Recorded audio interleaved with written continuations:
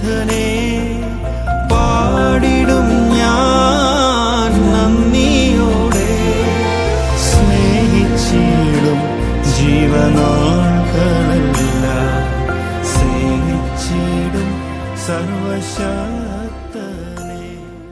ദൈവത്തിന്റെ അതിപരിശുദ്ധമായ നാമം വാഴ്ത്തപ്പെടുമാറാകട്ടെ. അനുഗ്രഹീതമായ പ്രഭാത സമയം ഞാൻ പാസ്റ്റർ ലെനീഷ് രാജൻ എല്ലാവരെയും ഡെയിലി മന്നിലേക്ക് ഹൃദയം നിറഞ്ഞ സ്വാഗതം ചെയ്യുന്നു. ഇന്ന് പ്രഭാത സമയം ദൈവാത്മാവ് നമ്മോട് സംസാരിക്കുന്ന വചനം 2 ശമൂവേൽ 9 അധ്യായം അതിന്റെ 7 വാക്യം. അതിൽ പ്രകാരം എഴുതിയിരിക്കുന്നു: ദാവീദ് അവനോട്, ഭയപ്പെടേണ്ട, നിന്റെ അപ്പനായ യോനാഥാന്റെ നിമിത്തം ഞാൻ നിന്നോട് ദയ കാണിച്ചു. നിന്റെ അപ്പനായ ശൗലിന്റെ നിലമൊക്കെയും നിനക്ക് തിരിച്ചു തരും. നീ എപ്പോഴും എന്റെ മേശയിൽ ഭക്ഷണം കഴിക്കണം എന്ന് പറഞ്ഞു.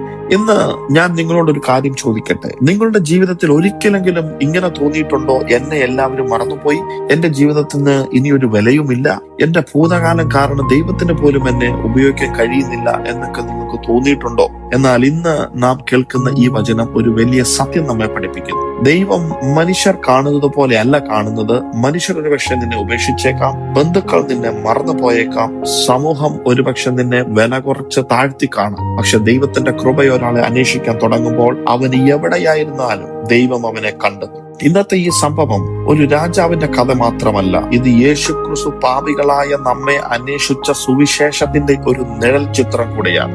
ഈ വചനം ആഴത്തിൽ മനസ്സിലാക്കണമെങ്കിൽ വർഷങ്ങൾക്ക് മുമ്പ് നടന്നൊരു സംഭവത്തിലേക്ക് നമുക്ക് കടന്നു പോകേണ്ടി വരും. ഇസ്രായേലിന്റെ ആദ്യ രാജാവായിരുന്ന ശൗൽ, അവന്റെ മകൻ യോനാഥാൻ. ദാവീദും യോനാഥാനും സാധാരണ സുഹൃത്തുക്കൾ മാത്രമായിരുന്നില്ല, അവർ തമ്മിൽ ദൈവസന്നിധിയിൽ ഒരു വിശുദ്ധ ഉടമ്പടി ഉണ്ടായിരുന്നു, അല്ലെങ്കിൽ ഒരു കവനന്റ് ഉണ്ടായിരുന്നു.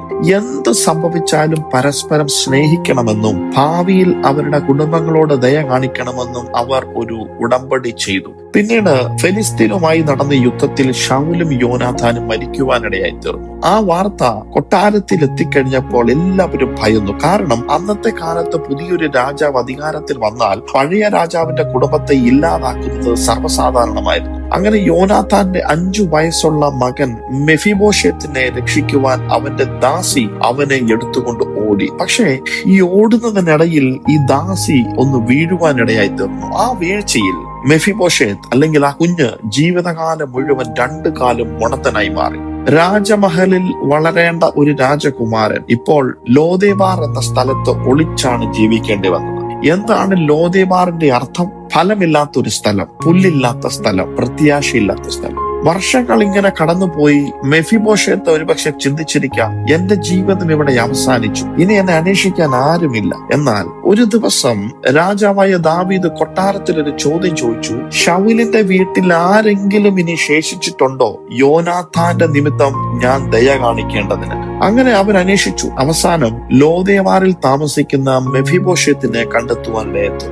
രാജാവിന്റെ ആ വിളി എത്തിയപ്പോൾ മെഫിബോശേത്ത് ഒന്ന് ഭയപ്പെട്ടു.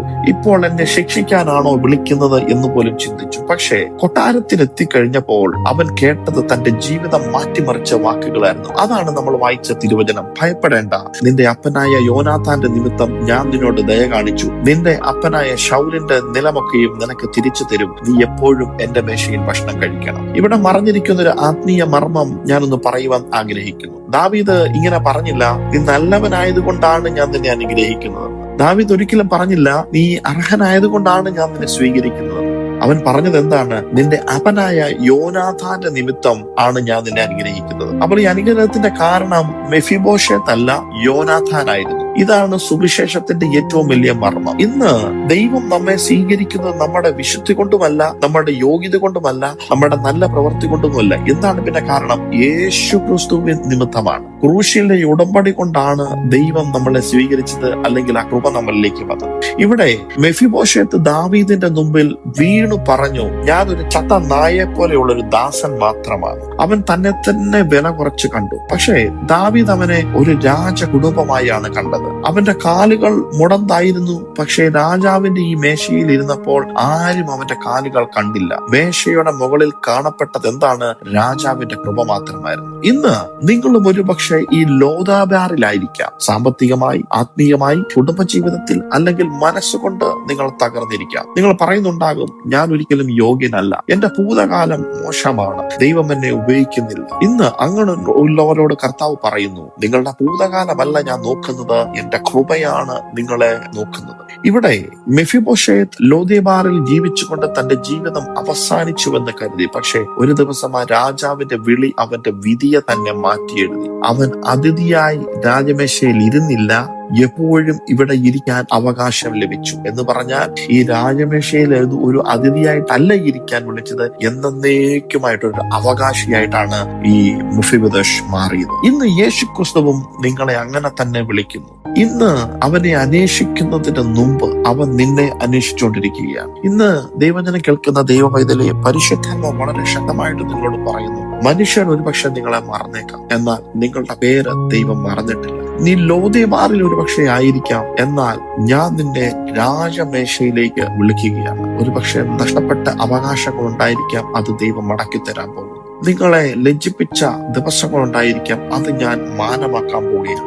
നിങ്ങൾ ഒഴുക്കിയ കണ്ണുനീര് ദൈവം കണ്ടിരിക്കുന്നു. ആ സ്ഥലം നാളെയുടെ സാക്ഷ്യമായി മാറ്റാൻ പോവുകയാണ്. ഇന്ന് കർത്താവ് നിങ്ങളോട് പറയുന്നു, നിങ്ങളുടെ യോഗ്യതയല്ല നിങ്ങളെ ഇവിടെ കൊണ്ടെത്തിച്ചത്, ദൈവത്തിന്റെ കൃപയാണ്. ഈ വചനങ്ങൾ നിങ്ങളുടെ ഹൃദയത്തെ സ്പർശിച്ചുവെങ്കിൽ, വളരെ സമർപ്പണത്തോടുകൂടി ഈ വചനത്തെ നിങ്ങൾ ഏറ്റെടുക്കുന്നുവെങ്കിൽ, നിങ്ങളുടെ ജീവിതത്തിലും ദൈവം അത്ഭുതങ്ങളെ പ്രവർത്തിക്കുമെന്ന് ഞാൻ പൂർണ്ണമായി വിശ്വസിക്കുന്നു. നമുക്ക് ചേർന്ന് പ്രാർത്ഥിക്കാം. സ്വർഗീയ പിതാവേ, ഞങ്ങളുടെ യോഗ്യതയിലല്ല നിന്റെ കൃപയിൽ ആശ്രയിക്കാൻ ഞങ്ങളെ ഒന്ന് പഠിപ്പിക്കണം.